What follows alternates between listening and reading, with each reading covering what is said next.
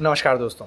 चलिए स्टार्ट करते हैं आज की स्टॉक मार्केट की मेजर न्यूज़ अपडेट के साथ में, जो कि डायरेक्टली और इनडायरेक्टली कहीं ना कहीं काफ़ी ज़्यादा इंपॉर्टेंट रोल प्ले करती है इंडियन स्टॉक मार्केट इंडेक्स और इसकी लिस्टेड कंपनीज के पॉजिटिव या नेगेटिव प्राइस बिहेवियर में। एज यूजुअल हम स्टार्ट कर रहे हैं ग्लोबल मार्केट के अपडेट के साथ में। और ग्लोबल मार्केट में अगर हम देखें तो कल की डेट में यूएस मार्केट में almost mixed to positive side के सिग्नल्स हमें देखने को मिले हैं, जहां पे डाउ जोन्स की अगर हम बात करें तो 0.33% के आसपास का नेगेटिव साइड में इन्होंने कल क्लोजिंग दी है। वहीं S&P 500 की अगर हम बात करें तो 0.21% के आसपास पॉजिटिव क्लोजिंग मिली है। एंड नेस्डेक जो कि एक टेक्नोलॉजी हैवीवेट इंडेक्स है, जहां पे आईटी या टेक्नोलॉजी से रिलेटेड जो कंपनीज हैं उनका वेटेज काफ़ी ज़्यादा है। इसमें अराउंड 0.76% की हमें उछाल कल की डेट में देखने को मिली है। इसके पीछे का रीज़न अगर हम फाइंड आउट करने की कोशिश करें तो इसके पीछे दो मेजर रीज़न रहे। पहला रहा कि जो ट्रेजरी यील्ड्स हैं, 10 ईयर की ट्रेजरी यील्ड्स है, गवर्नमेंट बॉन्ड की जो यील्ड्स हैं वो थोड़ा सा स्लो डाउन हुई है वहाँ पे। मींस 10 ईयर की जो बॉन्ड्स हैं उनके ऊपर जो रिटर्न मिल रहा है वो थोड़ा सा कम हुआ है, जिसकी वजह से उसकी अट्रैक्टिवनेस कम हुई है और स्टॉक मार्केट के ऊपर वहाँ पे थोड़ा सा इन्वेस्टमेंट बढ़ेगा in comparison of previous day. लोगों का इंटरेस्ट थोड़ा सा ज़्यादा रहा स्टॉक मार्केट के ऊपर in comparison of treasury yields. And second reason की अगर हम बात करें वो रहा टेस्ला का स्टॉक। अगर हम बात करें ट्रेजरी यील्ड्स 3 मंथ्स के हाईएस्ट लेवल के आसपास कल की डेट में जब ट्रेजरी यील्ड्स का नंबर आया था तो वो 3 मंथ्स के हाईएस्ट लेवल पे पहुंच गई थी। एंड वहाँ से लगभग 3 बेसिस पॉइंट से ये डिक्लाइन हुई है। और उसके पीछे के रीजंस अगर हम फाइंड आउट करें तो यूएस इलेक्शंस के जो टाइम नज़दीक आ रहा है उसके ऊपर यहाँ पे जो भी उनके प्रेसिडेंशियल कैंडिडेट्स हैं उनकी ओर से जो अनाउंसमेंट्स की जा रही है, उनकी ओर से जो प्लान्स किए जा रहे हैं, उससे ये लग रहा है कि कहीं ना कहीं दोनों ही कैंडिडेट्स जो हैं वो स्पेंडिंग के ऊपर काफ़ी ज़्यादा फोकस करने वाले हैं। और अगर स्पेंडिंग के ऊपर उनका फोकस होगा तो उन्हें न्यू बॉन्ड्स इशू करना पड़ेगा, जिससे कि प्रीवियस जो बॉन्ड्स हैं उन पे कहीं ना कहीं थोड़ा सा उनकी अट्रैक्टिवनेस कम हो रही है। ये एक मेजर रीज़न रहा। और इसके बाद अगर हम नेक्स्ट न्यूज़ की बात करें, नेक्स्ट जो रीज़न रहा वो टेस्ला रहा। टेस्ला जो कि एक इंडेक्स हैवीवेट स्टॉक है, उन्होंने कल की डेट में अपने क्वार्टरली रिजल्ट्स डिस्क्लोज किए थे। यूएस मार्केट की क्लोजिंग के बाद में ये रिजल्ट्स आए थे परसों की डेट में। उसका इफेक्ट हमें कल की डेट में देखने को मिला।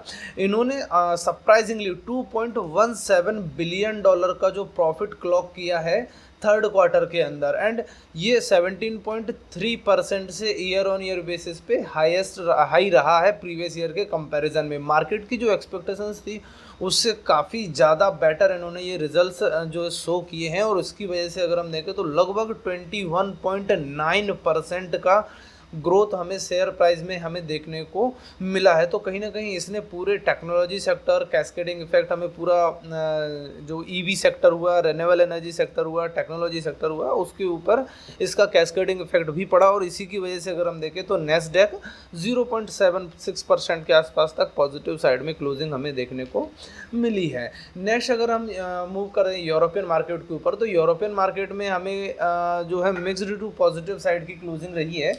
जहां अगर ब्रिटेन के एफटीएसी की बात करें तो 0.13% के आसपास पॉजिटिव क्लोजिंग मिली है।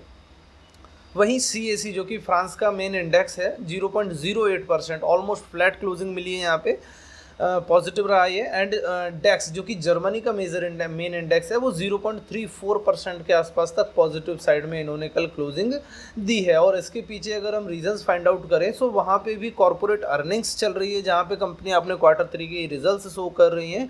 और उसके साथ साथ कल की डेट में PMI परचेसिंग मैनेजर इंडेक्स के नंबर भी वहाँ पे यूएस मार्केट, यूरोपियन मार्केट के रिलीज़ हुए हैं। और वहाँ पे जो नंबर्स आया है वो नंबर्स ये शो कर रहा है कि जो कहीं ना कहीं मैन्युफैक्चरिंग या बिजनेस एक्टिविटीज़ में जो डिक्लाइन पिछले 3 to 4 मंथ से यूरोप में चल रहा था वो स्लो हुआ है। डिक्लाइन तो हुआ है बट स्लो पेस पे हुआ है। तो कहीं ना कहीं चांसेस है कि नेक्स्ट मंथ या नेक्स्ट मंथ में ये रिकवरी भी शो कर सकता है। और इसी होप में अगर देखें तो European market almost mixed to positive side में कल की डेट में क्लोजिंग मिली है। नेक्स्ट अगर हम बात करें कमोडिटीज़ मार्केट में तो तो क्रूड ऑयल के जो प्राइसेस है वो ऑलमोस्ट 0.8% के आसपास या लगभग 1% के आसपास तक नेगेटिव साइड में क्लोज दिए हैं। और वहाँ पे अगर हम देखें तो इजराइल एंड जो यूएस के ऑफिशियल्स हैं उनके बीच में चांसेस बन रहे हैं कि कोई टॉक स्टार्ट हो सकती है जहाँ पे ये सीज़ फायर या जो टेंशन चल रही है उनको ईज आउट करने की बात करें या उसके ऊपर कुछ प्लान बनाए। इसकी वजह से अगर हम देखें तो क्रूड ऑयल की प्राइसेस में लगभग 1% के आसपास तक का ड्रॉप देखने को मिला। और क्रूड ऑयल की प्राइसेस का कम होना या लोअर साइड में आना हमारी इकोनॉमी के लिए काफ़ी ज़्यादा पॉजिटिव है, क्योंकि हमारा आज की डेट में भी 80% से ज़्यादा जो क्रूड ऑयल है डेली नीड का वो हमें इंपोर्ट करना पड़ता है, जिसके ऊपर हमारा फॉरेक्स रिजर्व का एक मेजर चंक स्पेंड होता है। सो क्रूड ऑयल की प्राइसेस लोअर साइड में आना वो हमारी इकोनॉमी के लिए एक पॉजिटिव सिग्नल है। नेक्स्ट न्यूज़ अपडेट की अगर हम बात करें तो वो आ रही है इंडियन इकोनॉमी को लेकर। एचएसबीसी की ओर से जो डेली मंथली बेसिस पे परचेसिंग मैनेजर इंडेक्स का सर्वे किया जाता है और उसका नंबर डिस्क्लोज किया जाता है। सो अक्टूबर मंथ्स के लिए जो मैन्युफैक्चरिंग एक्टिविटी और जो पीएमआई बिजनेस एक्टिविटीज़ के नंबर आए हैं, एचएसबीसी का कंपोजिट इंडेक्स पर कंपोजिट परचेसिंग मैनेजर इंडेक्स वो अराउंड 58.6 पे क्लॉक हुआ है।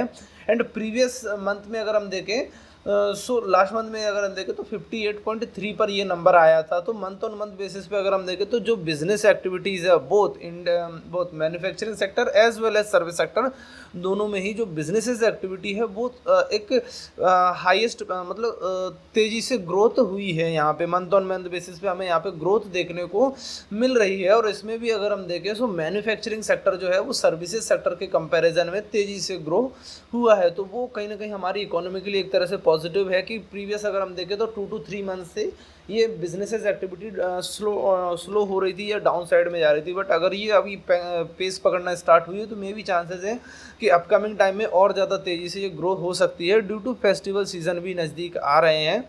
तो यहाँ पे हमें एक अच्छा ग्रोथ और आने वाले टाइम में देखने को मिल सकता है जो कि हमारी इकोनॉमी के लिए या कंपनीज़ के लिए पॉजिटिव है।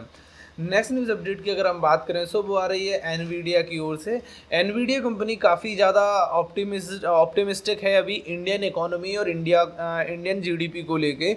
और इसी बात पे अगर हम देखें तो एनवीडिया ट्राई कर रही है इंडियन जो कंपनीज़ हैं उनके साथ में टाई अप करके अपनी जो टेक्नोलॉजी है एआई आर्टिफिशियल इंटेलिजेंस की टेक्नोलॉजीज़, न्यू प्रोडक्ट्स या जो सेमीकंडक्टर की न्यू चिप्स हैं उनको इंडिया के अंदर लोकली बिल्डअप करने के लिए। और इसके साथ वो possibly Reliance industries, TCS and another companies के साथ में टाई अप भी कर सकती है। सो अभी चांसेस आ रहा है कि रिलायंस इंडस्ट्रीज़ प्लानिंग कर रही है एनवीडिया के साथ पार्टनरशिप कर इंडिया के अंदर जो उनके जो प्रोडक्ट्स हैं उनके अंदर जो है बिजनेसेस को स्टार्ट करने के लिए। सो रिलायंस के लिए एक तरह से ये काफ़ी ज़्यादा पॉजिटिव न्यूज़ है।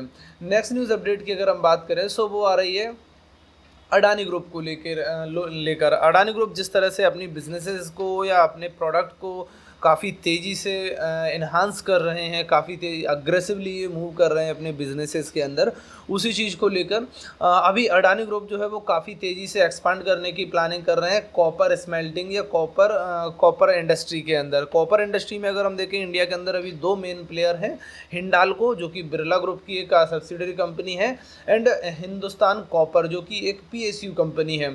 एंड उसके कंपटीशन में अभी रिलायंस मुकेश अंबानी गौतम अडानी जी का अडानी ग्रुप भी अपना उतर रहा है। अराउंड 2 इयर्स पहले ही इन्होंने एक न्यू सब्सिडरी फॉर्म की थी जिसका नाम था कच्छ कॉपर। और इसके थ्रू ये अराउंड गुजरात के मुंदड़ा के पास में एक कॉपर स्मेल्टिंग प्लांट भी इस्टेब्लिश करने की प्लानिंग कर रहे हैं। एंड इसके थ्रू अगर हम बात करें सो ये अडानी ग्रुप प्लानिंग कर रहा है कि वर्ल्ड के अंदर लार्जेस्ट कॉपर मैन्युफैक्चरर या कॉपर स्मेल्टिंग प्लांट इस्टेब्लिश करने के लिए अराउंड इसके लिए ये यहाँ पे।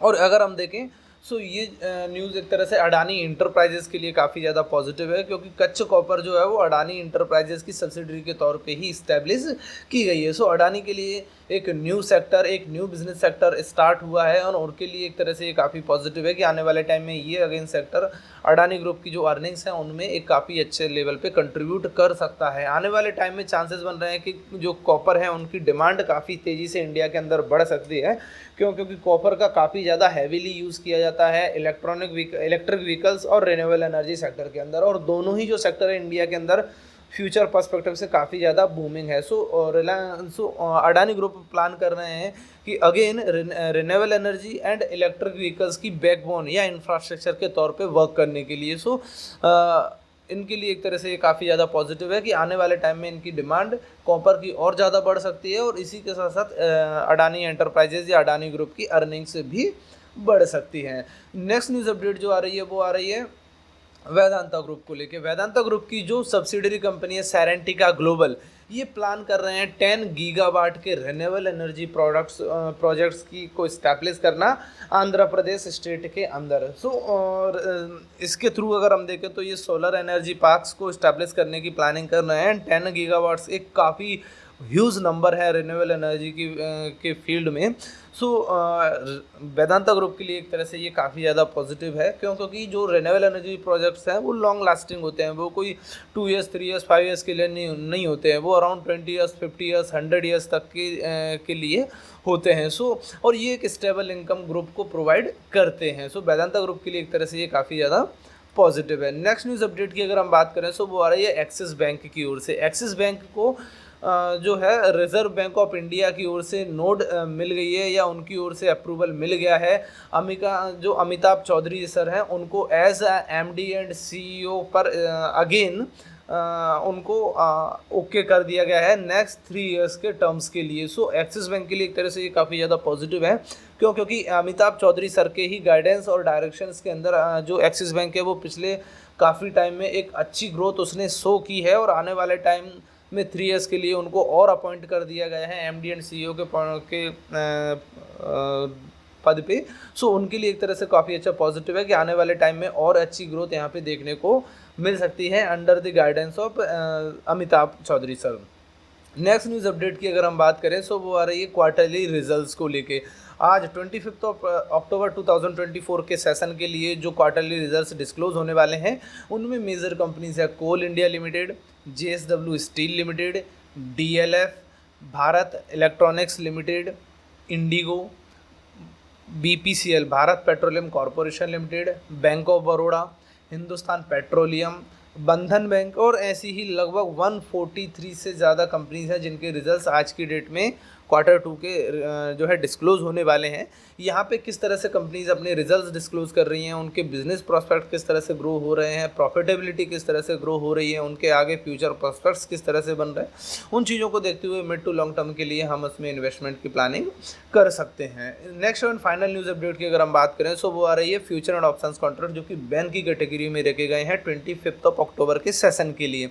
इसमें अगर हम देखें सो एस्कॉर्ट कोवोटा को ऐड किया गया है इस कैटेगरी में और इसके साथ साथ आरती इंडस्ट्रीज, बंधन bank, Indian energy exchange, India mart, Manappuram finance, NMDC, national mineral development corporation limited, Piramal enterprises limited and RBL bank, इसको इस कैटेगरी में मेंटेन किया गया है। मींस इन सभी कंपनीज के फ्यूचर एंड ऑप्शंस कॉन्ट्रैक्ट में हम आज की डेट में कोई भी फ्रेश एंट्री नहीं बना सकते हैं। एंड बिरला सॉफ्ट और GNFC को इस कैटेगरी में से एग्जिट दे दिया गया है। मींस इन दोनों कंपनीज के फ्यूचर एंड ऑप्शंस कॉन्ट्रैक्ट में हम फ्रेश एंट्री बना सकते हैं। सो फ्रेंड्स, यही थी आज की मेजर न्यूज़ अपडेट। चलिए मिलते हैं नेक्स्ट न्यूज़ सेशन के साथ, तब तक के लिए थैंक यू।